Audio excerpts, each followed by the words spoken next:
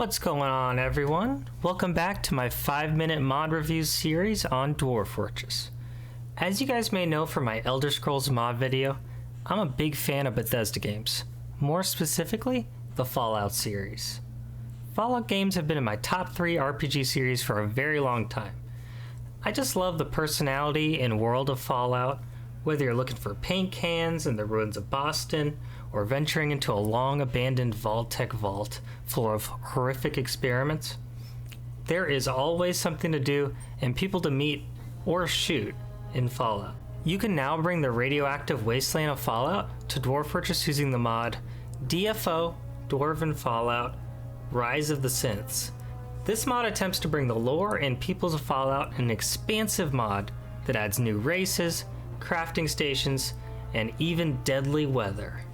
To test this mod out, I started a fortress with each of the playable races this mod adds: Vault Dwellers, Ghouls, and the Super Mutants.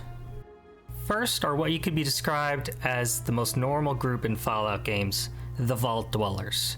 These are essentially your standard humans who are locked away to wait out the horrors of atomic war. As you find out in each Fallout game, most vaults fell into ruin due to freakish experiments, technological disasters, and good old radiation. The Vault Dwellers you do encounter are typically the lucky few, with technical skills and amazing education, but no real-world knowledge about the nuclear world they've entered. Next, we have the Ghouls, irradiated near-immortal beings who actually get healed from radiation. They are frequently encountered throughout the Fallout games. They even form settlements of their own, such as this one in Fallout 3. The third is a fan favorite, the Super Mutants.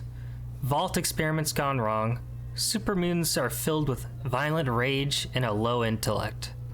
They survive in the Wasteland by raiding human settlements and abandoned ruins alike. They're one of the maybe true villains of the Fallout series. With the rare exceptions of hyper-intelligent Super Mutants, they are out to get humans, eat them, and steal their stuff. They're truly a terrifying group of people. So I found this very interesting that we could actually play as them here. After trying each of these races, I definitely have opinions on each one. The Ghouls were definitely the most beginner-friendly by far. An event that occurs during each game with this mod is that radioactive rain falls from the sky, and it pools on the ground like lava, making citizens sick, and your animals sick, and potentially die. I found that it made the human settlements near unplayable without a coordinated effort to dig underground as fast as possible. The Ghouls and Super Mutants can kind of take their time because they are both immune to the damage of radiation. On the other hand, Vault Dwellers could barely visit the surface without it becoming incredibly ill. In addition to these new races, it also adds new craftables through the crafting workshop, titled Mr. Urist McHouse. At this workshop, you can synthesize drugs from the Fallout games, create Mr. Handy robots, and conduct experiments using something called nanites.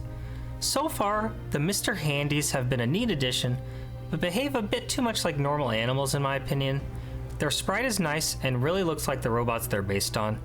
Also, having Mr. House, the mysterious antagonistic AI from Fallout New Vegas, smirking at you at all times is definitely entertaining.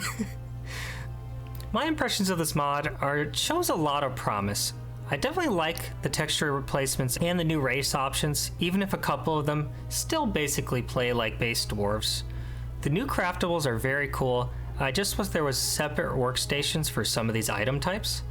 It doesn't really make sense that Mr. House is just pumping out large quantities of addictive drugs like he's Walter White in Breaking Bad.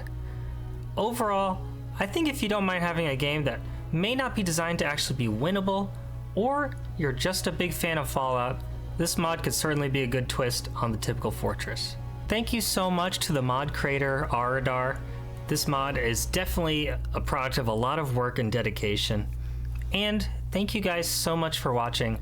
I appreciate all the support, and I'll see you on the next one.